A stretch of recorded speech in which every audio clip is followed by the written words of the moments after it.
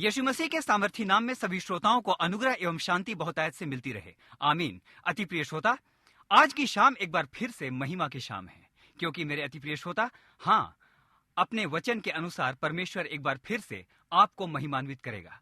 Bible कहती है मेरे अति प्रिय श्रोता कि परमेश्वर ने सब वस्तुओं से अधिक अपने वचन को गरिमा और महिमा दी है। इस समय जब आप उसका वचन सुन रहे हैं, निश्चय जाने मेरे अति प्रिय श्रोता कि वो इस समय अपने वचन को महिमा देगा, और जब उसके वचन को आप महिमा देंगे तो मेरे अति प्रिय श्रोता, हाँ, परमेश्वर आपको भी महिमा देगा। मेरे अति प्रिय श्रोता, उसने वचन दिया है कि मैं तुम्हारा पिता ठहरूंगा और तुम मेरे बेटे और बेटियां ठहरोगे।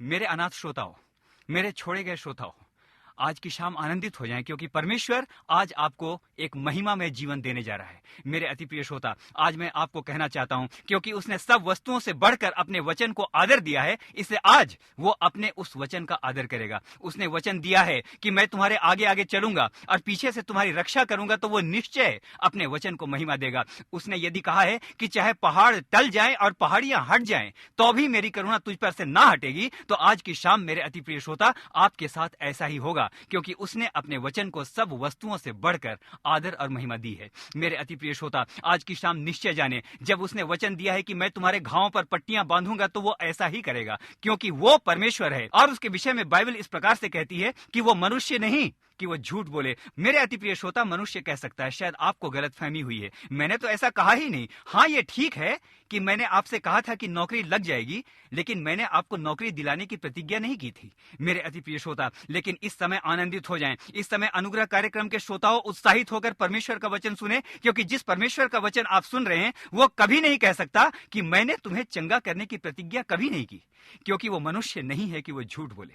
मेरे बीमार श्रोताओं, शायद वर्षों से अपनी बीमारी को ढो ढो करके आप थक गए हैं। मेरे अति प्रिय श्रोता, शायद वर्षों से दुष्टात्माओं के प्रकोप को सह सह कर आप थक गए हैं, लेकिन आज मैं कहना चाहता हूं मेरे अति प्रिय श्रोता, बाइबल बताती है यीशु मसीह ने अपने चेलों को बुलाकर उन्हें दुष्टात्माओं के ऊपर अधिकार दिया। मेरे अति प्रिय श्रोता, और उसने अपने वचन के अंदर कहा, जाओ और बीमारों को चंगा करो। और मेरे अति प्रिय श्रोता, वही वचन आज आपके जीवन के अंदर भी कार्य करेगा। मेरे अति प्रिय श्रोता, ध्यान से सुने, वो मनुष्य नहीं कि वो झूठ बोले। भजन संहिता 68:6 में उसने प्रतिज्ञा की है कि वो अनाथों का घर बसाता है, तो वो निश्चय ही ऐसा करेगा। ये उसका वचन है। हाँ मेरे अति प्रिय श्रोता, इस समय सावधान होकर अनुग्रह कार्यक्रम सुने, सचेत होकर अनुग्रह कार्यक्रम सुने, क्योंकि उसका वचन जो इस समय रेडियो तरंगों के द्वारा आप तक पहुंच रहा है, वो बेहद शक्तिशाली है। मेरे अति प्रिय श्रोता, इस समय आपको कहना चाहता हूं, रेडियो प्रसारण के ट्रांसमीटर से भी कहीं करोड़ों गुना अधिक उसका वचन शक्तिशाली है, और आज वो आपसे बातचीत करेगा। मेरे अति प्रिय श्रोता, भजन संहिता 139:17 में राजा दाऊद ने इस प्रकार से लिखा, और मेरे लिए तो हे ईश्वर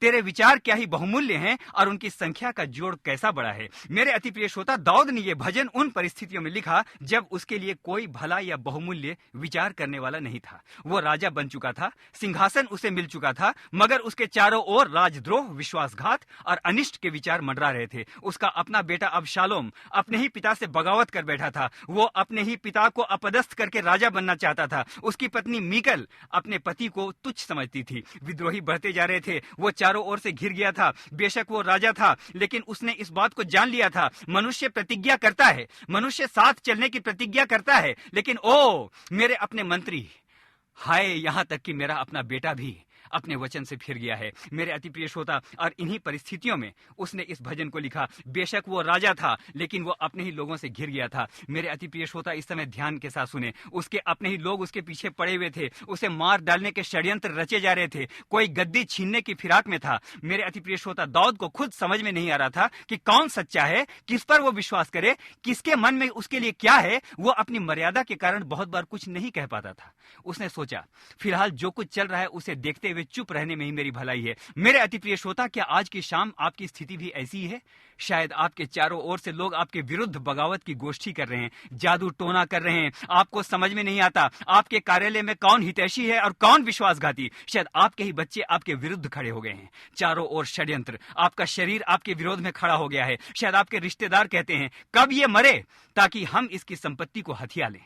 मेरे अति प्रिय श्रोता, शायद आपके घर में कुछ ऐसी लज्जाजनक परिस्थितियां पैदा हो गई हैं कि आप चुप रहकर सब कुछ सह रहे हैं। दाऊद ने भजन संहिता 32:3 में इस प्रकार से कहा, जब मैं चुप रहा तब दिन भर कराहते कराहते मेरी हड्डियां पिघल गईं। मुझे नहीं पता कि मैं चुप रहूं या बोलूं। मुझे नहीं पता जो कुछ मेरे साथ हो रहा है उसे चुपचाप सह लूं या मैं प्रतिरोध करूं। यदि चुप रहता हूं तो मेरी हड्डियां गलती जाती हैं, और यदि प्रतिरोध करूं तो विरोधी मेरी हड्डियां तोड़ देंगे। मेरे अति प्रिय श्रोता, दाऊद बड़ी दुविधा में था। कौन है जो मेरे लिए बहुमूल्य विचार रखने वाला है? आज मैं अपने लोगों से घिर गया हूं, आज बीमारियों से मैं घिर गया हूं, आज कर्जे और सब प्रकार की समस्याओं से मैं घिर गया हूं। ऐसा लगता है कोई मेरे लिए विचार भी नहीं करता। मेरे अति प्रिय श्रोता, दाऊद बड़ी दुविधा में था। कौन है जो मेरे लिए बहुमूल्य विचार रखने वाला है? कौन है इस संसार में ऐसा जो वचन देकर मुझसे नहीं फिर सकता है? मेरे अति प्रिय श्रोता, दाऊद के अंदर यह विचार था, कौन है जिससे मैं अपने दिल का हाल बताऊं? मेरे अति प्रिय श्रोता, भजन संहिता 27:10 में उसने कहा, मेरे माता पिता ने तो मुझे छोड़ दिया है, मेरे लिए आज कोई भी नहीं, लेकिन हाँ, मैं एक बात जानता हूं, सारी दुनिया छोड़ दे लेकिन परमेश्वर मुझे नहीं छोड़ेगा, क्योंकि उसके विचार मेरे लिए अनमोल हैं। मेरे अति प्रिय श्रोता, शायद समाज की दृष्टि में आप तुच्छ समझे जाते हैं क्योंकि आपकी आर्थिक स्थिति अच्छी नहीं है। शायद आप लोगों के बीच में कमजोर और अकेले समझे जाते हैं क्योंकि आपके पास पहनने के लिए अच्छे वस्त्र नहीं है। मेरे अति प्रिय श्रोता, दुनिया कहती है इस व्यक्ति की क्या वैल्यू है, लेकिन मेरे अति प्रिय श्रोता, ध्यान से सुने। अनुग्रह कार्यक्रम इस समय कहता है, परमेश्वर का वो वचन कहता है जो कभी नहीं बदलता। हाँ, उसने यशायाह नामक पुस्तक में इस प्रकार से इस समय एक एक मेरे छोड़े जाने वाले श्रोता के लिए कहा है, तू मेरी दृष्टि में अनमोल और प्रतिष्ठित ठहरा है। हालेलुया। मेरे अति प्रिय श्रोता, इस समय ध्यान के साथ सुने। आपको परमेश्वर नहीं छोड़ेगा, क्योंकि किसी के विचार क्या है मैं नहीं जानता, लेकिन परमेश्वर के विचार आपके लिए अनमोल हैं, क्योंकि उसने आपके लिए बहुमूल्य प्रतिज्ञाएं की हैं और वो अपने वचन से नहीं पलटता। मेरे अति प्रिय श्रोता, हाल ही में मैंने प्रसिद्ध सेना नायक नेपोलियन बोनापार्ट के विषय में पढ़ा। फ्रांस का ये विलक्षण सेना नायक सारे विश्व इतिहास के द्वारा जाना जाता है। मेरे अति प्रिय श्रोता, यद्यपि कद में वो छोटा था, परंतु उसकी वीरता ने सारे यूरोप को हिला दिया था। कठोर परिश्रम से उसने फ्रांस की शक्तिशाली सेना का निर्माण किया। लोग उसकी आराधना तक करते थे। रोते हुए बच्चे नेपोलियन का नाम सुनकर चुप हो जाते थे। उसकी सैनिक शक्ति अजेय थी। उसने कई युद्ध हथियारों का आविष्कार करवाया। नेपोलियन की सेना का युद्ध में उतरने का मतलब था निश्चित विजय। मेरे अति प्रिय श्रोता, इस समय ध्यान के साथ सुने। उसके सहयोगी अत्यंत विश्वास पात्र थे। नेपोलियन को उन पर बड़ा विश्वास था। मेरे अति प्रिय श्रोता, वो हमेशा अपने सहयोगियों से परामर्श लेकर ही युद्ध किया करता था। उसके सहयोगियों ने प्रतिज्ञा की थी, नेपोलियन, चाहे दुनिया इधर से उधर हो जाए, हम तुम्हें नहीं छोड़ेंगे, साथ जिएंगे तो साथ ही मरेंगे। मेरे अति प्रिय श्रोता, ठीक है, नेपोलियन एक विलक्षण सेना नायक था। ठीक है, नेपोलियन अद्भुत योजनाएं बनाने वाला था। ठीक है, उसने जीवन में केवल एक ही युद्ध हारा। यह भी ठीक है कि नेपोलियन अपने लोगों पर जरूरत से ज्यादा विश्वास करता था। लेकिन धीरे धीरे उसके सहयोगियों और सेनापतियों में भी बगावत की भावना आने लगी। हर सेनापति अब उसकी जगह लेना चाहता था। षड्यंत्र होने लगे, राजद्रोह की गोष्ठियां होने लगी, पीठ में छुरा भोंकने की योजनाएं बनने लगी। नेपोलियन को सामने देखकर लोग मुस्कुराते, मगर अंदर ही अंदर उसके प्रति लोगों के मन में विष भरा हुआ था। मेरे अति प्रिय श्रोता, ध्यान के साथ सुने। और इन्हीं विश्वास योग्य सहयोगियों ने नेपोलियन को वाटरलू के युद्ध की सलाह दी। नेपोलियन ने युद्ध की घोषणा कर दी। भयंकर युद्ध हुआ, मगर विश्वासघात के कारण नेपोलियन को पराजय का मुंह देखना पड़ा। वाटरलू की लड़ाई उसके लिए पतन का कारण बन गई। हाँ मेरे अति प्रिय श्रोता, राजा दाऊद ने महसूस कर लिया था कि उसके लिए बहुमूल्य विचार रखने वाला कोई नहीं था। मंत्री वचन देकर मुकर सकते हैं, सामने मुस्कुराने वाले सहयोगी बगावत कर सकते हैं, लेकिन परमेश्वर अपनी प्रतिज्ञाओं से पीछे नहीं हटता। हालेलुया। रोमियो 11:29 में बाइबल कहती है, परमेश्वर अपनी प्रतिज्ञाओं और बुलाहट से पीछे नहीं हटता। भजन संहिता 142:3 के अनुसार परमेश्वर हमारी आत्मा की व्याकुलता को जानता है। मेरे अति प्रिय श्रोता, षड्यंत्र करने वाले, विश्वासघाती और कपट से भरा हुआ संसार आपके हाथों से झंडे को छीन लेता है, लेकिन भजन संहिता 60 और उसके 4 में भजनकार कहता है, तूने अपने डरवइयों को झंडा दिया है कि वो सच्चाई के साथ फहराया जाए। मेरे अति प्रिय श्रोता मित्रों, आज की शाम शायद आप कहते हैं, मेरे परम मित्र भी आज मेरे विरुद्ध हैं, जिनके परामर्श को मैं बहुमूल्य समझता था, आज उन्हीं परामर्शों ने मुझे उलट दिया है। मैं बीमार हूं, मेरे घावों से बदबू आती है। मेरी सेवा करने वाले आज मजबूरी में मेरी सेवा कर रहे हैं, जबकि अंदर से वे चाहते हैं कि मैं मर जाऊं। कोई मेरी भलाई का विचार नहीं करता, कोई नहीं, एक भी नहीं। हाँ मेरे अति प्रिय श्रोता, क्या आप जानते हैं, मैं इस समय एक अत्यंत महत्वपूर्ण बात की ओर संकेत करना चाहता हूं। क्या आप जानते हैं कि नेपोलियन की मृत्यु कैसे हुई? आमतौर पर यह माना जाता है कि वो पेट के कैंसर से मरा, परंतु दरअसल बात कुछ और थी। वाटरलू की लड़ाई में पराजित होने के बाद उसे सेंट हेलेना नाम के द्वीप में निर्वासित जीवन जीने के लिए भेज दिया गया। उसके साथ उसके कुछ परम मित्रों और सहयोगियों को भी भेजा गया। ये 1817 की बात है। श्रोताओं, हाल में ही मॉन्टपेलियर यूनिवर्सिटी की फ्रांसीसी शोधकर्ता रीनी म्यूरे ने नेपोलियन के बालों की जांच की थी और उन्होंने ये निष्कर्ष निकाला कि नेपोलियन को उन्हीं के विश्वास पात्रों द्वारा आर्सेनिक नाम का एक धीमा जहर दिया गया था। मेरे अति प्रिय श्रोता, इस समय ध्यान के साथ सुने। उसे आर्सेनिक नाम का एक धीमा जहर दिया गया था। क्या आप जानते हैं, आर्सेनिक एक अत्यंत धीमा विष है जो घुला घुला कर मार डालता है। मेरे अति प्रिय श्रोता, 4 वर्षों तक भयंकर पीड़ा झेलने के बाद नेपोलियन 1821 में दर्दनाक मृत्यु का शिकार हुआ। जो लोग नेपोलियन दी ग्रेट चिल्लाया करते थे, उन्हीं के हाथों उसकी दर्दनाक मृत्यु हुई। मेरे अति प्रिय श्रोता, इस समय ध्यान के साथ सुने। उस शोध के द्वारा और एक बात सामने आई थी। जानते हैं नेपोलियन को किस प्रकार से जहर दिया गया था? श्रोताओं, इसको सुनकर आपके रोंगटे खड़े हो जाएंगे। आज एक रहस्योद्घाटन मैं आपके सामने करना चाहता हूं। यह हाल के शोध का परिणाम है। मेरे अति प्रिय श्रोता, इतिहास इस बात को अब बताता है। प्रकार प्रकार से की गई खोजें आज इस बात को बताती हैं कि उसे आर्सेनिक नाम का जहर इस प्रकार से दिया गया था कि भोजन में तो वो उसको दिया जाता रहा, लेकिन साथ ही साथ उसकी अलमारियों में, उसके पढ़ने की पुस्तकों में, यहां तक कि उसकी कलम तक में आर्सेनिक नामक जहर का लेप लगा दिया गया था। मेरे अति प्रिय श्रोता, आर्सेनिक जहर एक ऐसा जहर है जो चमड़े के द्वारा भी, आपकी त्वचा के द्वारा भी आपके शरीर पर आक्रमण करता है। मेरे अति प्रिय श्रोता, इस समय ध्यान के साथ सुने।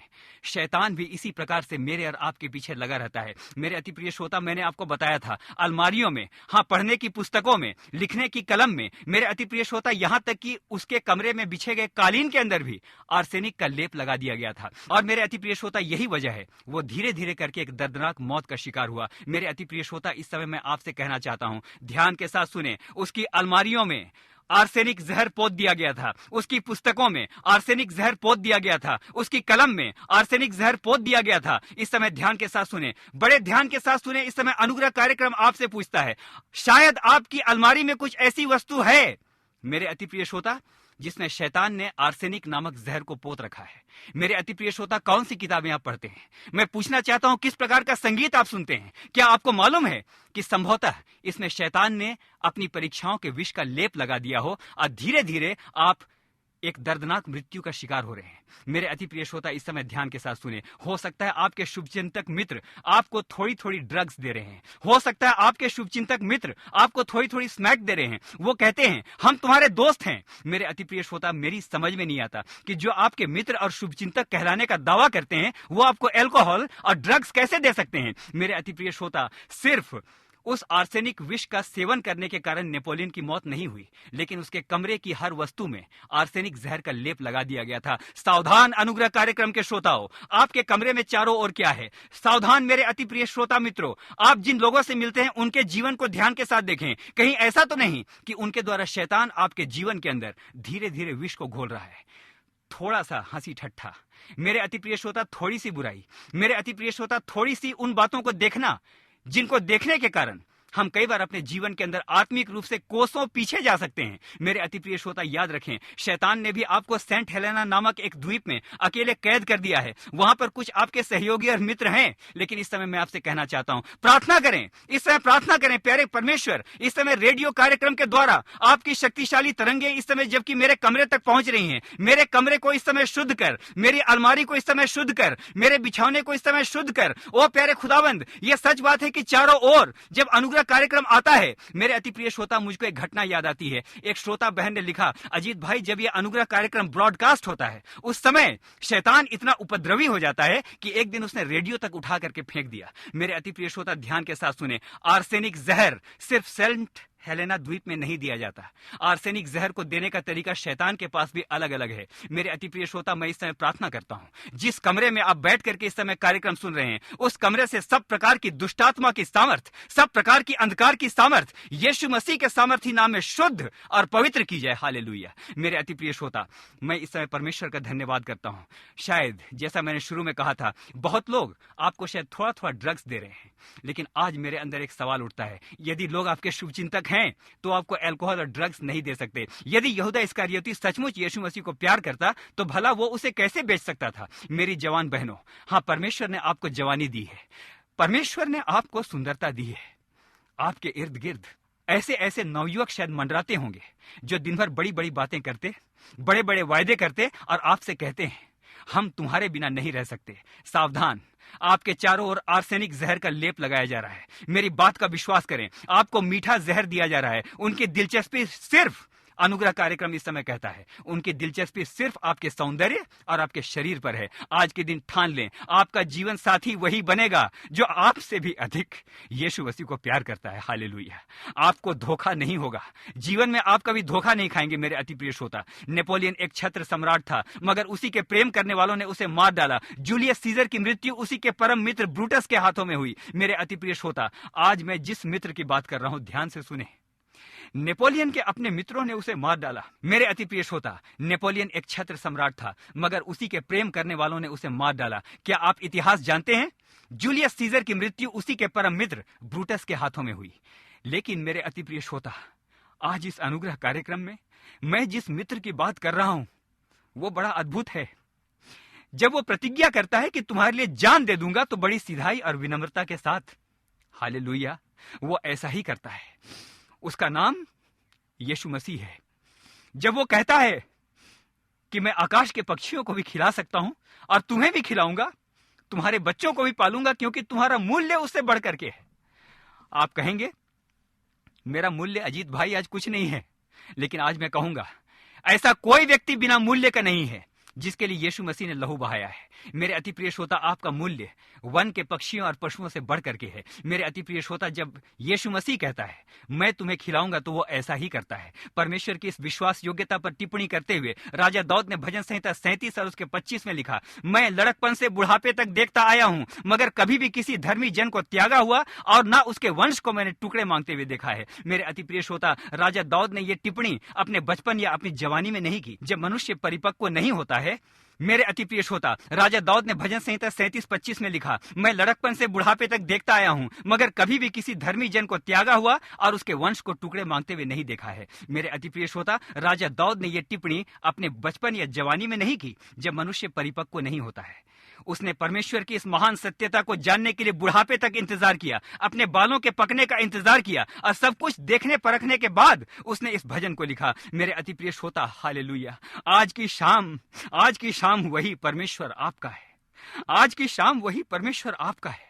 आज की शाम आपके टूटे हुए घर का वही परमेश्वर है। शायद आप कहते हैं, मेरे अति प्रिय श्रोता, चिल्लाते हुए आप कहते हैं, ओ मेरे परिवार का क्या होगा, मेरे बच्चे तो अभी बहुत छोटे छोटे हैं, मेरा रोग मुझे खाए जाता है, मेरी रिटायरमेंट में मात्र 1 वर्ष बाकी है, लेकिन कोई भी बच्चा अभी तक सेटल नहीं हुआ। मेरे अति प्रिय श्रोता, इस समय जब आप अनुग्रह कार्यक्रम सुन रहे हैं, एक बात ध्यान से सुने, लोग आपके विरुद्ध, आपके घर के विरुद्ध षड्यंत्र कर सकते हैं, लेकिन परमेश्वर कभी षड्यंत्र नहीं करता। जिसने घर की नींव डाली है, वो उस घर को कभी गिरा नहीं सकता। हालेलुया। शैतान गिराना चाहता है, लेकिन धन्यवाद करता हूं कि शैतान के हाथों से कहीं बहुत अधिक मजबूत हमारे परमेश्वर के हाथ हैं।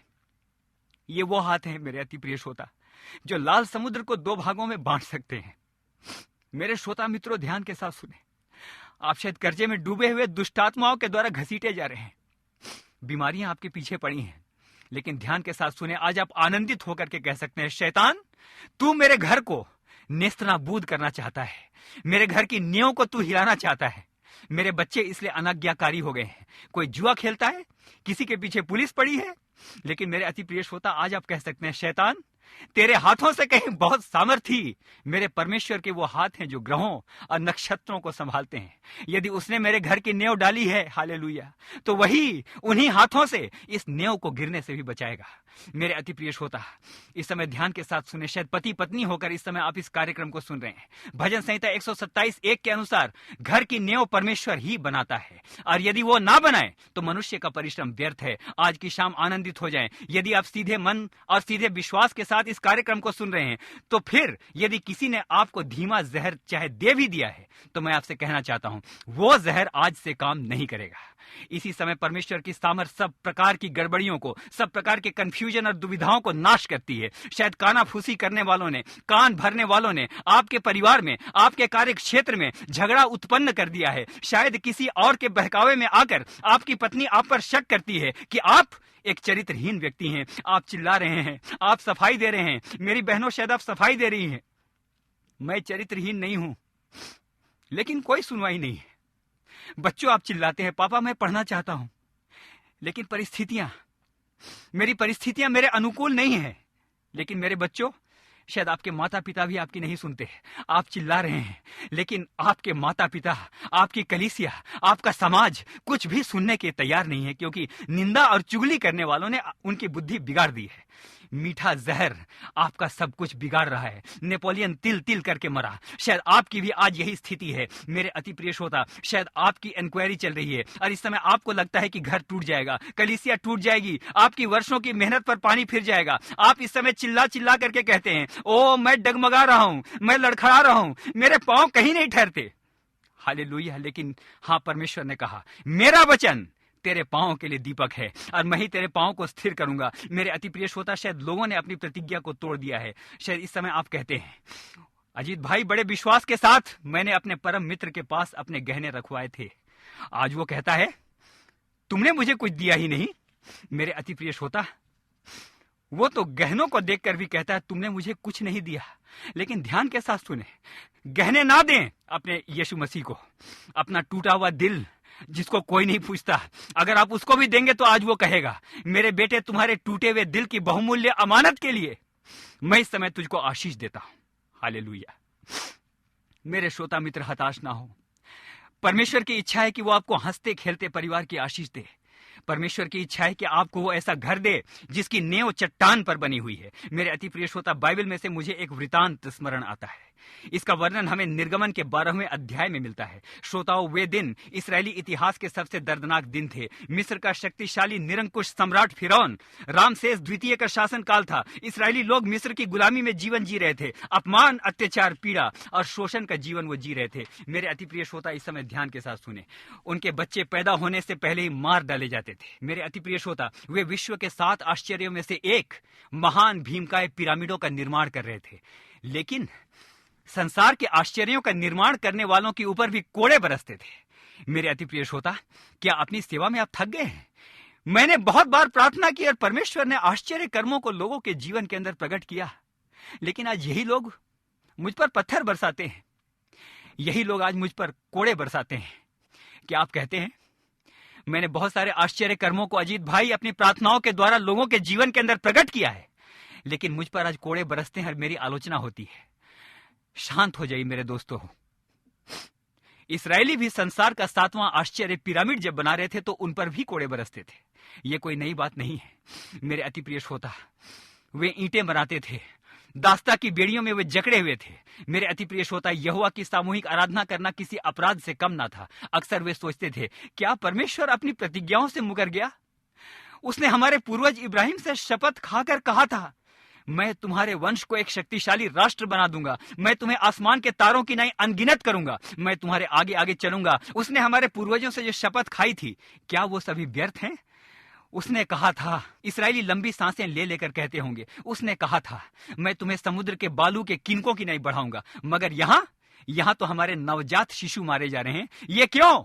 हमारी गुलामी को 400 वर्ष के करीब होने जा रहे हैं। कहीं कोई आशा नहीं दिखती। हमारे परिवार उजड़ गए, खानदान उजड़ गए। ये पिरामिड हमारा उपहास उड़ाते हैं। मेरे अति प्रिय श्रोता, ध्यान के साथ सुने। ऐसा कहते हैं कि नील नदी सीधे जाकर मृत सागर में गिरती है और फिर वहां से कहीं नहीं जाती, वहीं समाप्त हो जाती है। इसराइली कहते होंगे, क्या हमारा जीवन भी नील नदी के समान है, जो एक दिन मृत सागर में गिरकर हमेशा के लिए समाप्त हो जाएगा?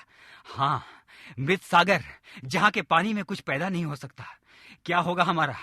क्या परमेश्वर की प्रतिज्ञा समाप्त हो गई? पिछले 400 वर्षों में जितने आंसू हमने बहाए, उतना पानी तो शायद नील नदी में भी नहीं है। मेरे अति प्रिय श्रोता, इसराइली भी वैसा ही सोच रहे थे जैसा कि शायद आज आप सोचते हैं। आह, ये पाप की गुलामी, आह, ये बुरी आदतों की गुलामी, आह, ये गरीबी, मैं अपने ही जीवन के अंदर गुलाम हो गया हूं। मैं अपने जीवन में बहता जा रहा हूं, मेरे आंसू बहते जा रहे हैं, लेकिन मैं जानता हूं मेरे आंसुओं का क्या होगा।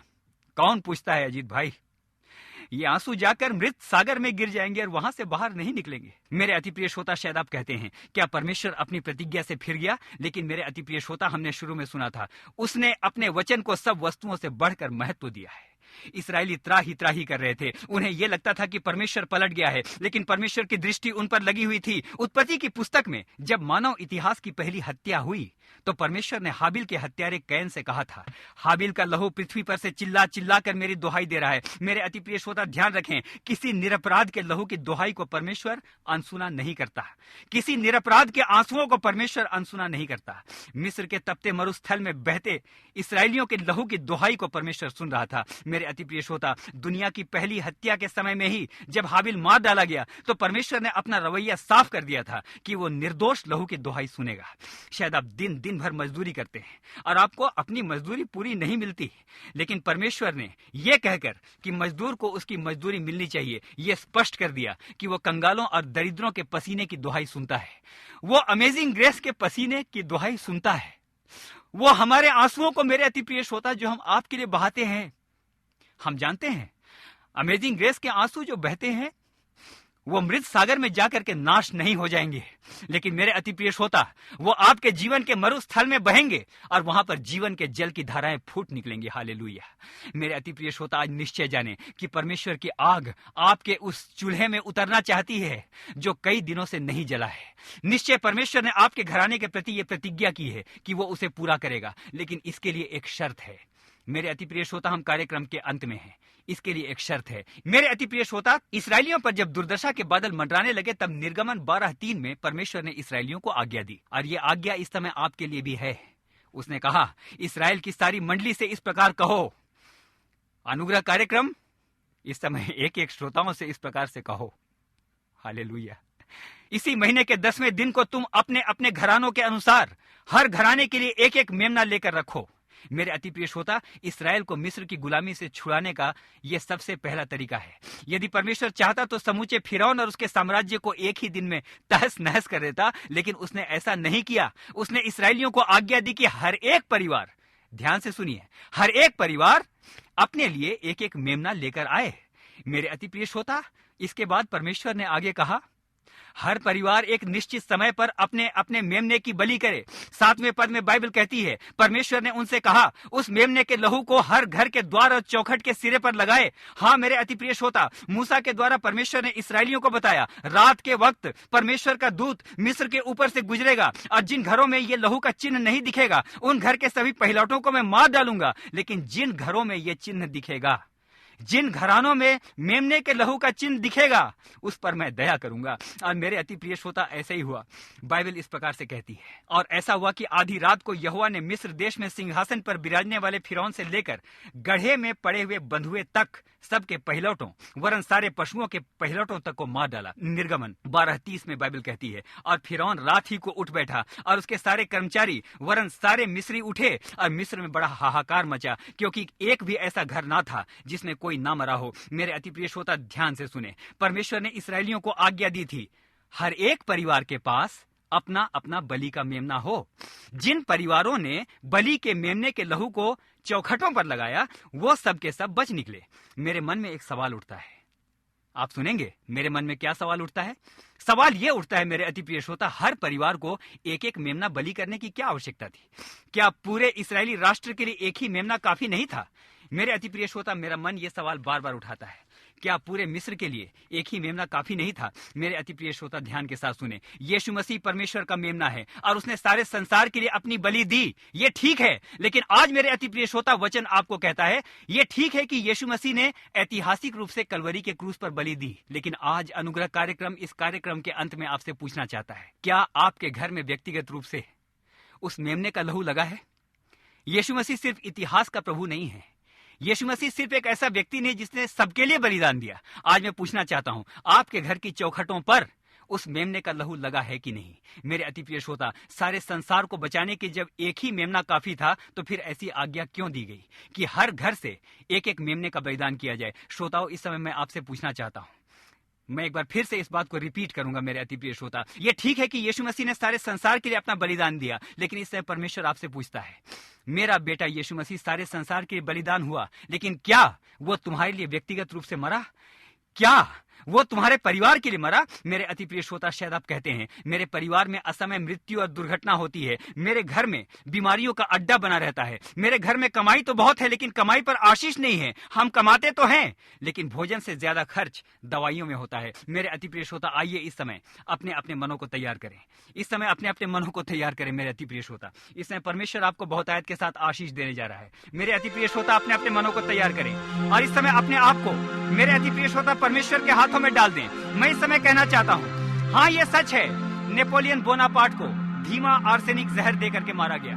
और आज मैं आपको कहना चाहता हूँ, शायद बहुत सारी बातों के द्वारा, बहुत सारी बातों को देखने के द्वारा, बहुत सारी बातों की लालसा करने के द्वारा उस धीमे आर्सेनिक जहर के शिकार आप भी हो गए हैं। शैतान आपको तिल तिल करके मार रहा है। लेकिन मेरे अति प्रिय श्रोता, मैं इस समय कहना चाहता हूँ, वो विश्वास करें, मनुष्य अपनी प्रतिज्ञाओं से फिर सकता है लेकिन परमेश्वर अपनी प्रतिज्ञाओं से पीछे नहीं हटता।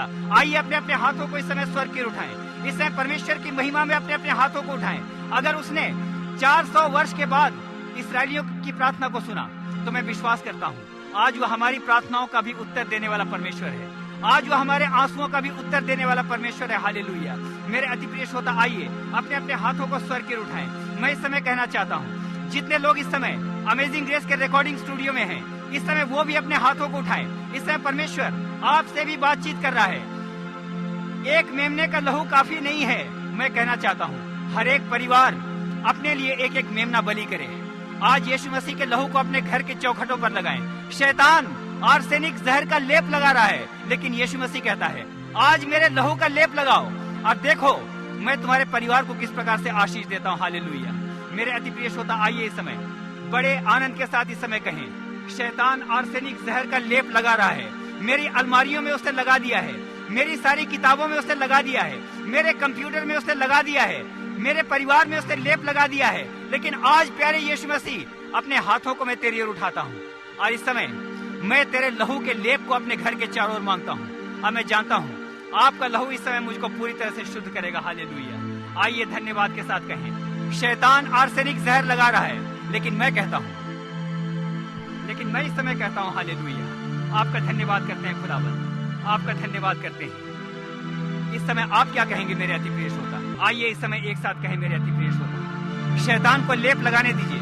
लेकिन आप भी बड़े आनंद के साथ इस समय कह सकते हैं,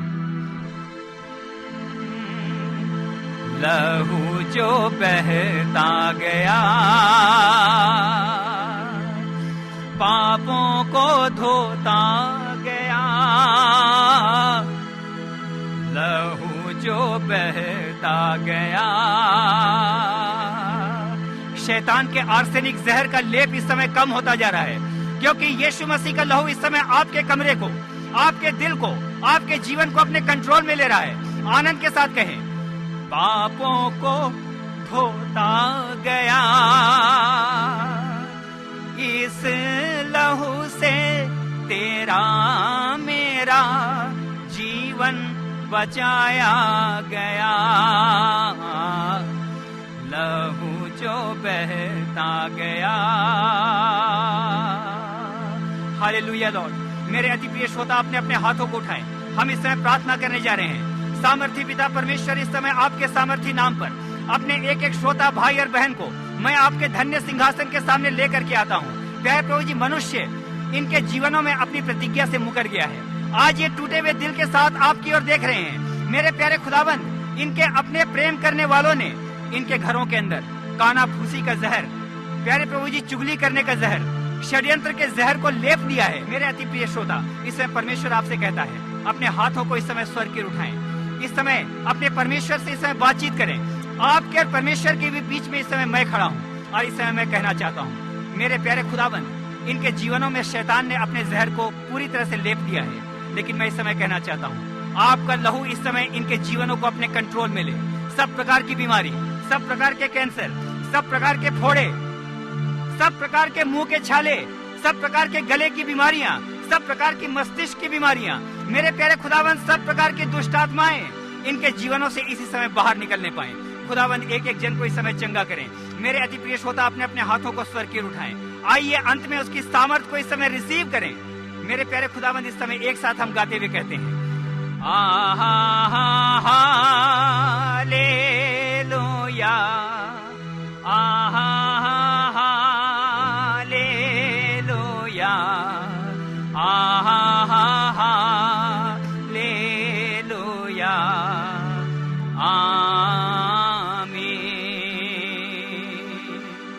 यीशु मसीह के नाम पर एक बार फिर से मैं कहता हूं, आमीन। आमीन और फिर से आमीन।